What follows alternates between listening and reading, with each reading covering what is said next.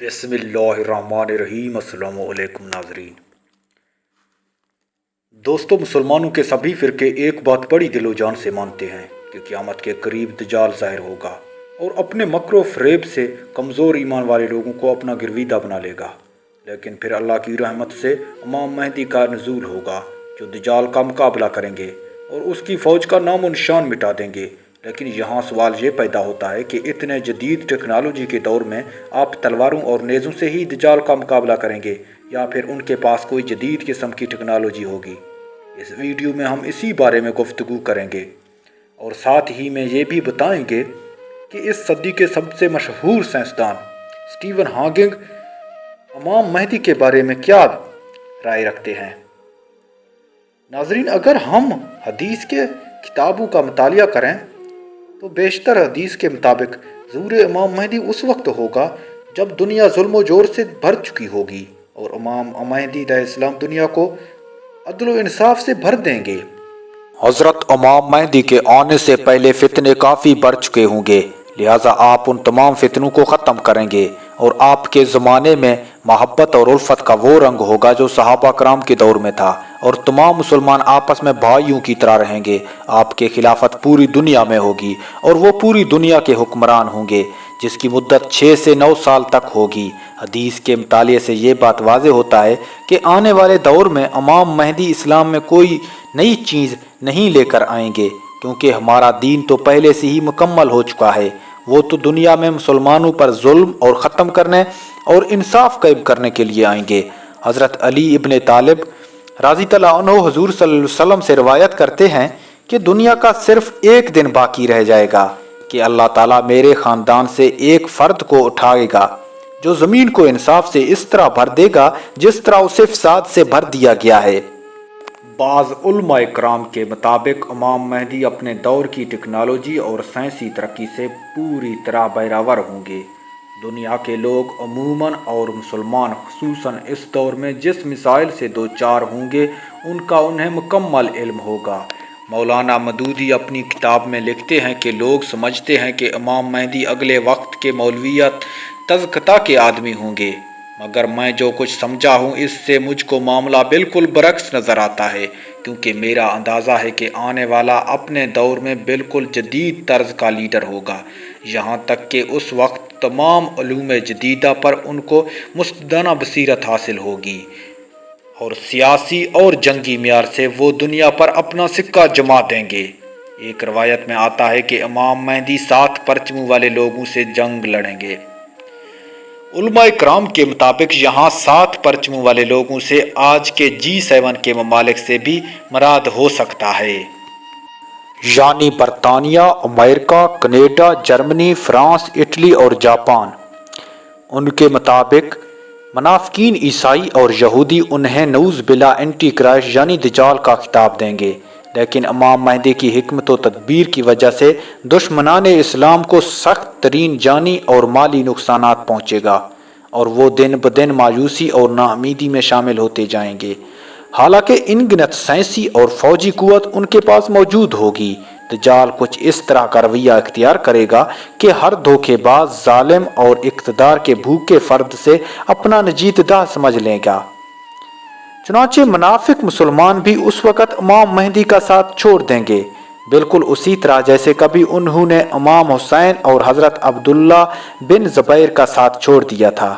लिहाजा इमाम महदी के साथ बेवफाई का सिलसिला इसी तरह जारी रहेगा, यहाँ तक कि मसल के ईसा में इनका पूरी तरह से मुहासरा कर लिया जाएगा।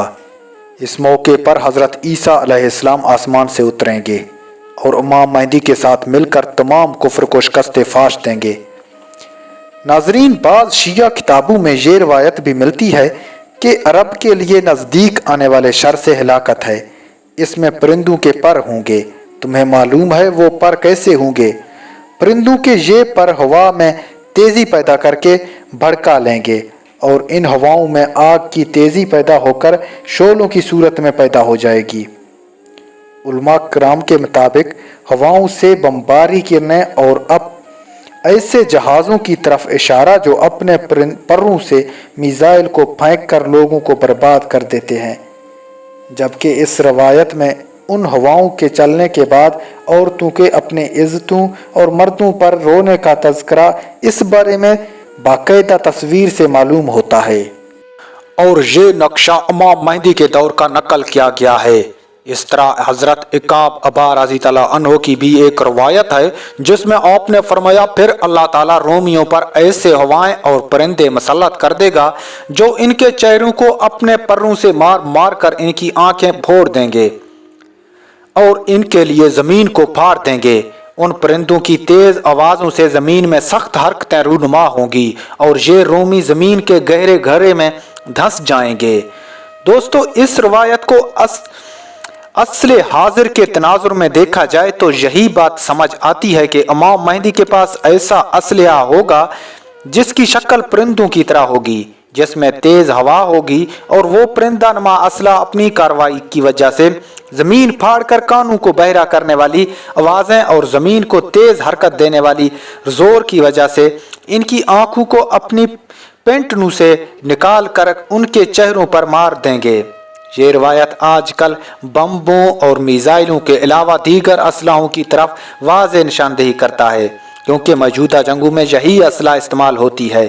اس کے علاوہ وہ ایک اور روایت میں اس کی مزید وضاحت ملتی ہے جس میں فرمایا جاتا ہے اور ضرور تم پر 3 آگیں اتاریں گے، ایک آگ تارکول سے بنی ہوئی، دوسرا آگ گندک سے بنی ہوئی اور تیسری آگ جلتے تیل سے بنی ہوئی، جس کی اثرات سے تمہارے جسم سے بال اور چمڑا اکھاڑا جائے گا اور تمہاری آبادیاں مدھم ہو کر چٹیل میدان بن جائیں گی، جس کے بعد آسمان اور تمہارے بیچ کوئی حال نہیں ہوگا، اور ضرور تمہاری آوازیں چیخو پکار، اور اس کے بعد زمین سے اٹھنے والا دھواں آسمان کی طرف اٹھایا جائے گا۔ اس روایت کی تشریح علماء کرام اس طرح کرتے ہیں کہ دور مہدی میں مسلمان اور کفار ایک دوسرے پر 3 مختلف قسم کی آگ برسائیں گے۔ ایک وہ آگ ہوگی جس میں تارکول کا استعمال ہوگا۔ دور حاضر میں جراثیمی ہتھیاروں کی ایک ایسی قسم بھی موجود ہے جس میں تارکول کی طرح معدنیات استعمال ہوتے ہیں۔ دوسری وہ آگ جس میں گندک کا استعمال ہوگا۔ موجودہ ملک اسلحے میں گندک اور تیزاب کا استعمال عام ہوتا ہے، جس کے گیس نما خطرناک اثرات کی وجہ سے متاثرین کے جسموں سے چمڑا اور بالوں کے ادھڑنے کا علاوہ موذی بیماریوں کے خدشات بڑھ جاتے ہیں، اور ان دنوں شامی فسادات میں اکثر خبروں میں ان ہتھیار کا استعمال کا انکشاف ہوتا ہے۔ اس کے بعد وہ آگ جس میں تیل ہوگا۔ جراثیمی اور مہلک ہتھیاروں میں بیرک بمب کا ذکر اکثر ہوتا ہے۔ اس کے استعمال کے بعد متاثرین کے بدن آگ لگ کر جھلس جاتے ہیں۔ اس کے بعد فرمایا گیا کہ ان ہتھیاروں کے بعد لوگوں کے گھر اور دوسری عمارتوں کے چھت گر کر زمین پر آ جائیں گے، اور بطور چھت بچنے کے لیے آسمان اور متاثرین کے درمیان کوئی حل نہیں ہوگا۔ اس روایت میں جنگی اسلحے کا تذکرہ دور حاضر کے مہلک اور جراثیمی ہتھیاروں سے کیا جائے تو یہی بات سمجھ آتی ہے کہ نصوص میں بیان ہونے والی ہتھیاریں بھی مراد ہیں۔ ناظرین گرامی، کہا جاتا ہے کہ ایک دفعہ مشہور سائنسدان اسٹیفن ہاکنگ سے سوال کیا گیا کہ آپ کے نزدیک تیسری عالمی جنگ کیسی ہوگی؟ ان کا کہنا تھا، مجھے یہ تو نہیں پتا کہ تیسری جنگ عظیم کیسی ہوگی، البتہ اتنا ضرور کہوں گا کہ میرے مطابق چوتھی جنگ بھی ہوگی، جو کسی ٹیکنالوجی سے نہیں بلکہ لاٹھیوں سے لڑی جائے گی۔ ان کا کہنا تھا کہ میرے مطابق جب چوتھی جنگ عظیم ہوگی تو اس وقت دنیا میں جدید ٹیکنالوجی کا خاتمہ ہو چکا ہوگا، لہٰذا جب جنگ کا ماحول بنے گا تو لوگ لاٹھیاں لے کر اپنے گھروں سے نکلیں گے اور جنگ کریں گے۔ اسٹیفن ہاکنگ کی بات سے یہ معلوم ہوتا ہے کہ تیسری جنگ عظیم اتنی خطرناک ہوگی کہ اس میں تمام ٹیکنالوجی ختم ہو جائے گی۔ ویڈیو کو اگر پسند آئے تو چینل کو سبسکرائب کر دیں۔